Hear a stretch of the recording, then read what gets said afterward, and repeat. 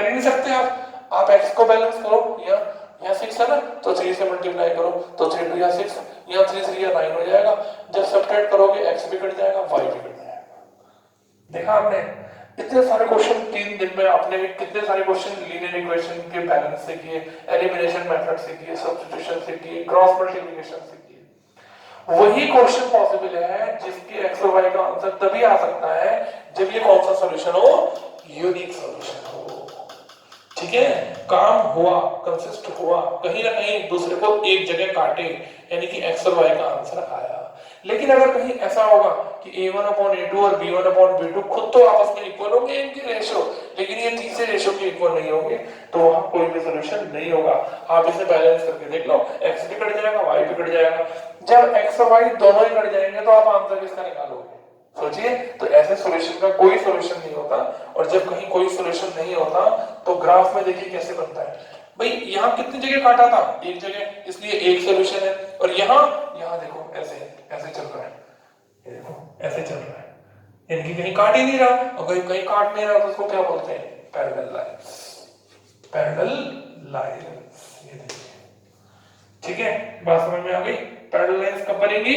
जब a1 और a2 और b1 और b2 का रेशियो आपस में क्या होगा? सेम होगा, और तीसरा रेशियो सेम नहीं होगा।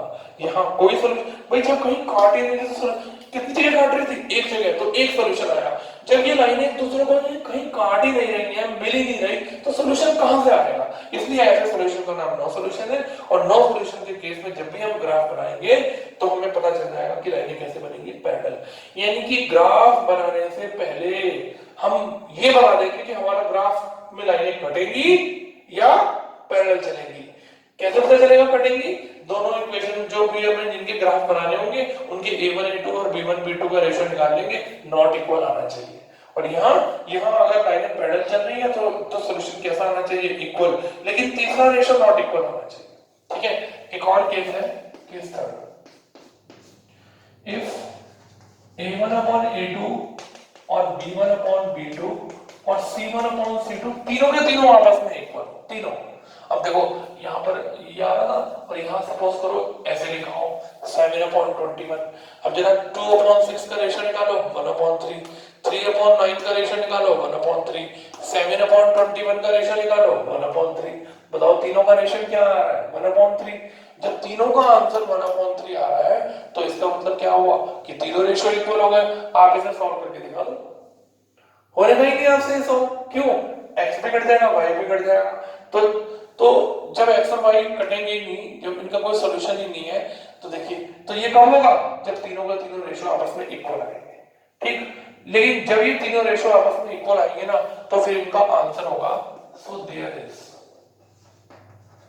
infinitely many solution। एक नहीं, दो नहीं, तीन नहीं, जब तीनों ही रेशियो आपस में इक्वल होंगे।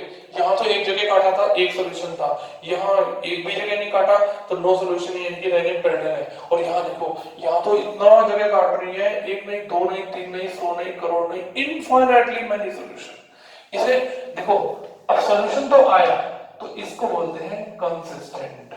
इसका एक नाम और भी होता है, कंसिस्टेंट। अब दो केस ऐसे हो गए जिनके नाम कंसिस्टेंट है। एक जब सॉल्यूशन एक बार आया, और एक जब सॉल्यूशन इनफाइनाइट बार आया, लेकिन सॉल्यूशन आया तो हम कैसे, इसका नाम क्या लिखेंगे? कंसिस्टेंट। ठीक है, इसका एक और नाम भी चल रहा है, डिपेंडेंट।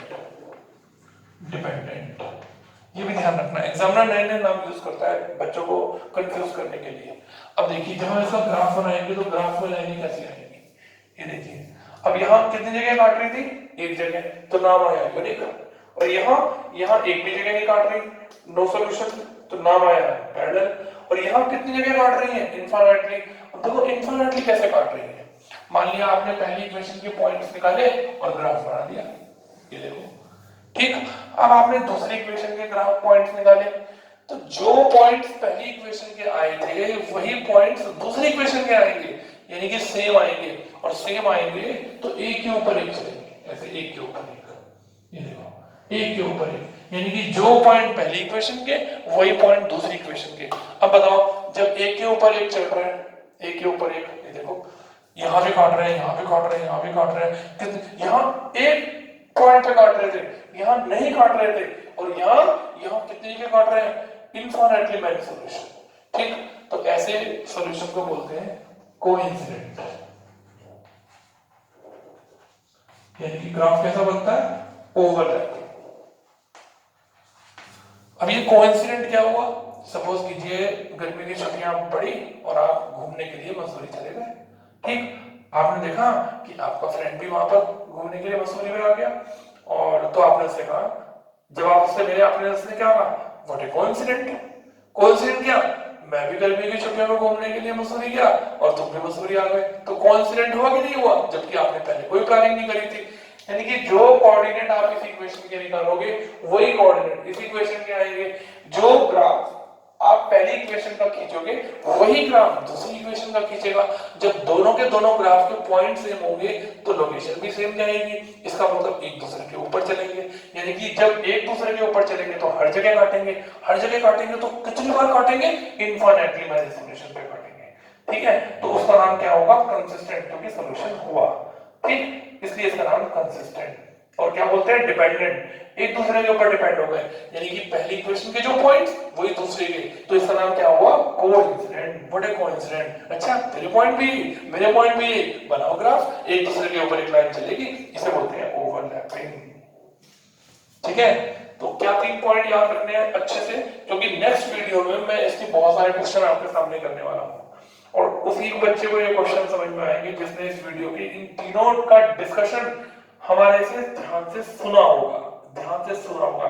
ऐसे ही इसको कॉपी पे नोट कर लीजिएगा, formula graph, formula graph, formula graph.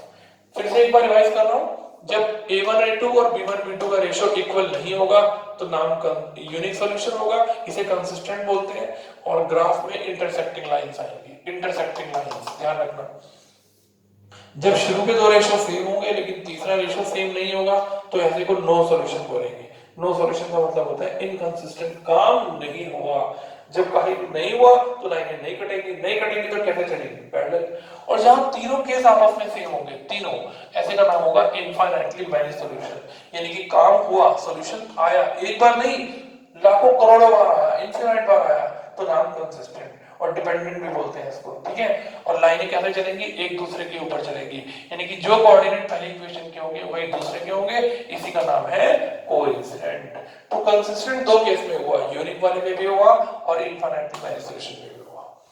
तो अगली वीडियो में इंपॉर्टेंट क्वेश्चन है किताब के अंदर, उनको करने के लिए पहले आपको ये 3 फॉर्मूले अच्छे से लर्न करने हैं।